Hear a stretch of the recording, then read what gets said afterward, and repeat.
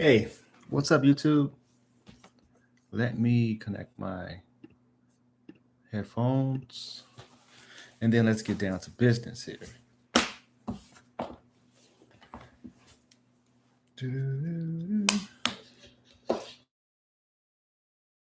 All right, let me post this really quick.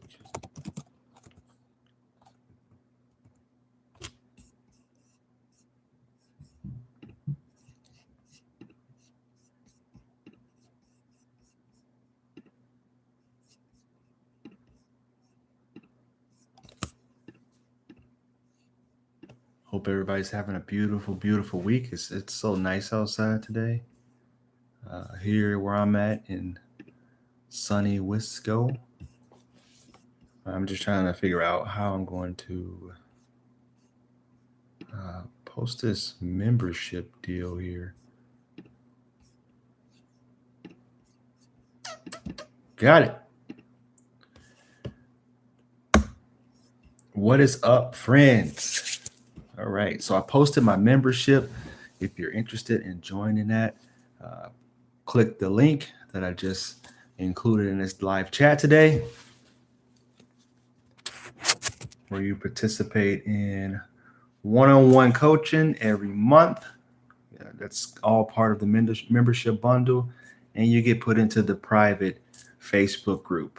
I was doing weekly coaching groups, but I think I'm going to wait till I get more people in the membership program in order to make that happen. Because right now my time is being occupied with something that hasn't really taken off yet. I know it's the future, so this is what I know, but maybe I just kind of laid that plan out there a little bit too quick. But if you're joining this live session, I know that you want to know, how is it that I cured or healed my anxious attachment style? And I'm going to tell you, it took a lot of work. It wasn't something easy.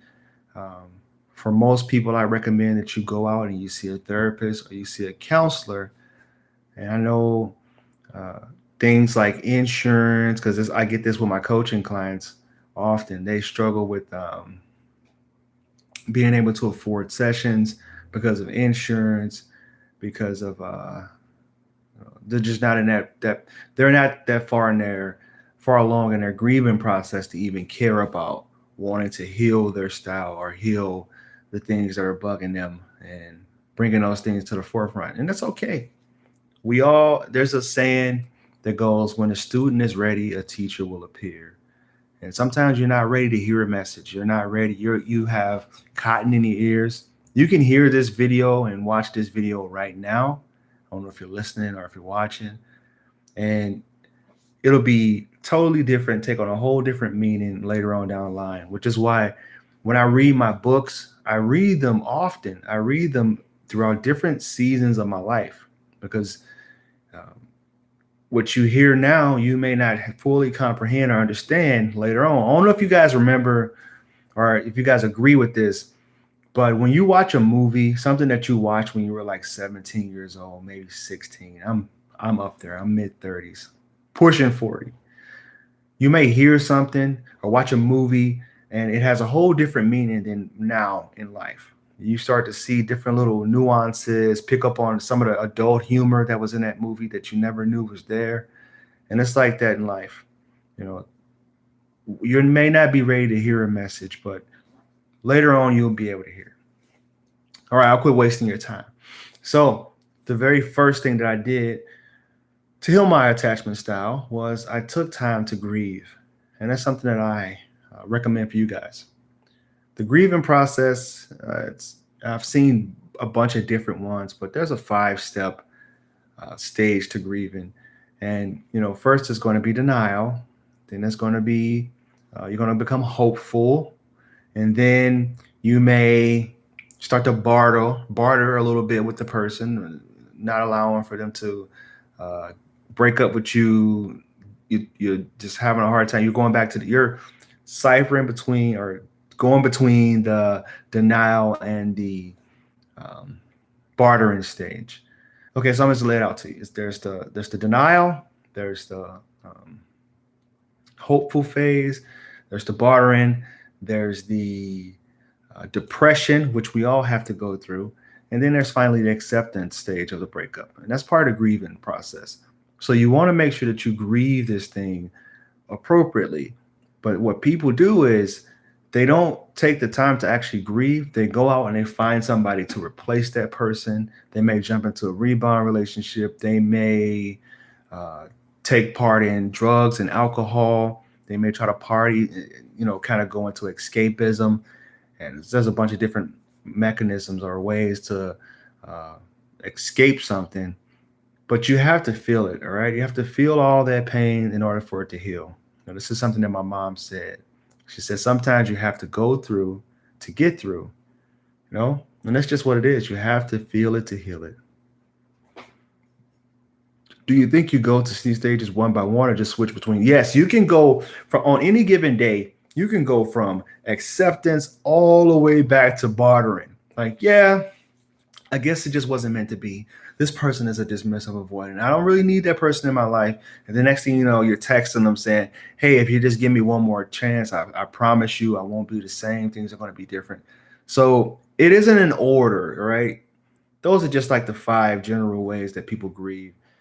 And then there may be more. There may be some other templates you see out there or blueprints as far as grieving that you feel is a little bit more accurate. But that's the one that I really I learned doing coaching school, and I found to be pretty accurate.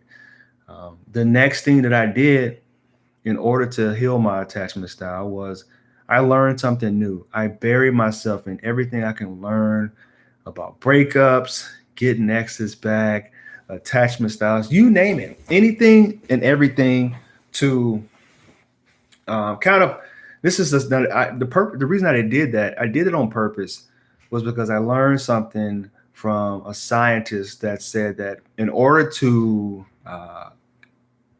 kind of numb the healing process a little bit, you want to learn something new, because when you form new, I think he said, neurons in the brain, you start firing new, awakening parts of the brain that has been dormant and hasn't been active. So once you start to do that, which is why when a lot of breakup guys will tell you, and that's the difference between me and breakup guys. I am somebody who, I can get you through the courtship, through the dating, through the relationship stage, and through the breakup. So it's nice to have somebody that's all encompassing, because there's some, when you go into the world of coaching, they talk about niching down, or however you want to say it. You pick an alleyway, and you go that way. And some people just teach purely dating and purely hooking up.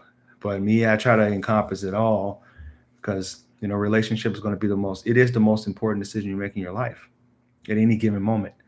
So I forgot where I was at. Going on a little tandem here. Tangent. Jeez, I'm having it's really nice here. I wish I was outside right now, if I'm being honest. Here it's I don't know if you guys are just coming in, but I said it earlier, it's really nice outside, and I can't wait to get out there and take a nice jog. Learn something new. And like I was saying, the scientist said that when you form those new, you're able to awaken that part of the brain that's been laying dormant. It really helps in the depression state, and kind of curbing that anxiety that you're feeling. And then the next thing that I did was I got a list here. I want to make sure this video was perfect. Work on your self-esteem. And the way that I did that was by honestly becoming a more valuable person. And that happened, that went hand in hand. The more I learned about myself, the more I learned about relationships, it made me a more valuable person, because I was able to relate to people, understand their experience. But not only that, I was able to bring the actual knowledge and the education behind why we do what we do, and the reason that we are in the current state that we're in. So if you're just coming in, take time to grieve, learn something new, work on yourself by working on your self-esteem and becoming a more valuable person. And the way that you become a more valuable person is by reassessing the things in your life, the job that you're working. If you've been sitting and living in the status quo or being complacent, realizing that nothing ever grows there. And essentially, the relationship that you were in or the anxious attack, that state, you kind of knew that. You knew that things were status quo. You started to become anxious. You knew things weren't moving past that glass cylinder relationship. I like to call it the level up moment. You weren't having too many level up moments in a relationship. And that's when the person is coming back towards you. They're talking about feelings, they're talking about emotions, they're promising something that they promised. They're following through on something that they promised 6 months ago. Like the relationship just kind of plateaus. And it makes that's what really like triggers our anxious attachment. If you're not subscribed, subscribe to the channel, like the feed. I appreciate it. The next thing that I did was I strengthened my spirituality. Now, this is why this is all a bundle deal here, okay? Because once I started to study things like positive thinking, Dr. Wayne Dyer, Ram Dass, um, Thich Nhat Hanh, all those different people that kind of makes you understand or helps you in your journey to understanding more about yourself. It really awakens something in you that you knew. Because here's the thing about anxious attachers: we're very personable. We pick up on energy. We pick up on vibes, and we just have a deeper insight about why things are the way they are and why people are the way they are. And we're able to like awaken your true potential and use that, which is why a lot of anxious attachers are very good. Like we're good nurturers. I was a mentor for 15, 13 years. Uh, we're nurturers. We may be the nurses, the caregivers. We we have this ability to pick up on things, and we're really strong empaths. So studying all those people helped me tap into that energy, but redirect it towards something that was a little bit more my speed. And this is hence the reason I'm here as a life and relationship coach. Uh, and literally, when I'm in my sessions, like I'm in the trenches with people, and I'm feeling those emotions, and I really feel their pain throughout that whole entire call, which is it's exhausting. Sometimes I'm only able to do like 2 calls a day because I'm exhausted. So we're strong empaths. And what do I have? I think that's it. I have the 4, but there's so many other things. Like I do affirmations too. Affirmation work helped me a lot, which was part of like building up your self-esteem again, which is getting in the mirror, doing the mirror work, um, doing these things for 30 days, being grateful. I practice gratitude, saying great prayers for gratitude, writing down something in your gratitude journal, the things that you're grateful for. I was just listening to a guy that said that we need to practice gratitude because if the science behind it is with gratitude, you're releasing extra levels of serotonin, and more serotonin that you release, the more appreciative you are of things, the more you're able to bond, and the more you're able to sit in where you're at. But if you have too much serotonin, you become complacent. So it's a life is a balance of trying to get enough serotonin boost with a lot of with enough dopamine increases, which I'm not a neuroscientist or anything like that, but I thought that was cool that what he was saying, and it made a whole lot of sense because when you're too ambitious, you don't have time to sit still and look back at the journey and everything that you've experienced to get you where you're at.